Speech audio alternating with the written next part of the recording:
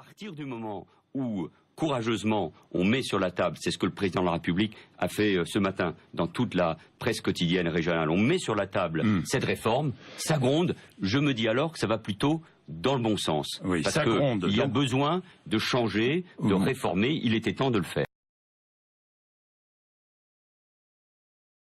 Vous écouterez donc ceux qui grondent, si j'ai bien compris. Parfois, Manuel Valls, dans la discussion. En gardant toujours la montée en puissance de l'intercommunalité. Je vais en parler. L'avenir des départements, vous allez, j'imagine, m'interroger là-dessus. Pourquoi pas un référendum? Pourquoi pas? 58% des Français le demandent, mais pourquoi pas?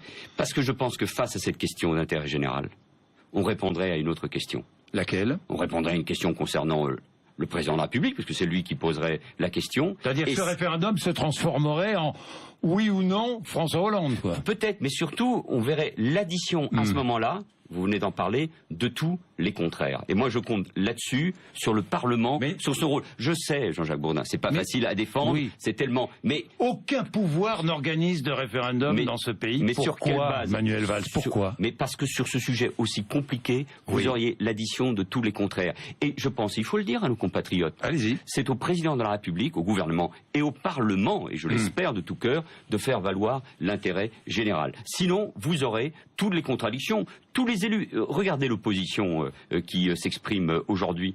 Elle-même a annoncé la formation et la priorité à l'apprentissage. Nous devons préparer le pays à l'avenir. Sinon, nous allons décrocher par rapport à d'autres pays, par rapport à de grandes nations qui aujourd'hui ont la croissance. La politique, quelles que soient les remarques de Bruxelles, quelles que soient les remarques de certains députés de votre majorité, vous maintenez le même cap. Mais je maintiens le même cap parce que il est bon pour la France. Ça ne veut pas dire que je n'écoute pas, que nous n'écoutons pas les Français d'abord. Ça va gronder à l'Assemblée dans quelques jours. Mais c'est normal que nous écoutions aussi le Parlement.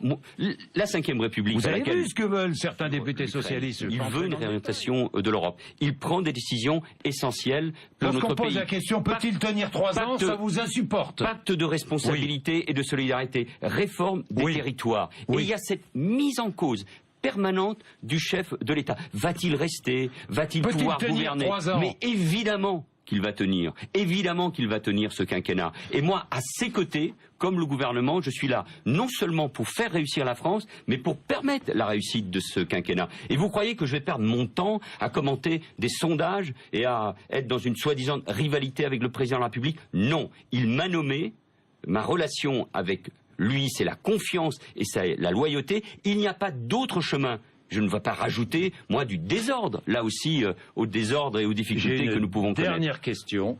Une pétition a été lancée concernant Snowden. Est-ce que la France va accorder l'asile politique à Edward Snowden? Ce n'est pas comme réfugié politique. Je ne vois pas pourquoi nous le ferions. Oui.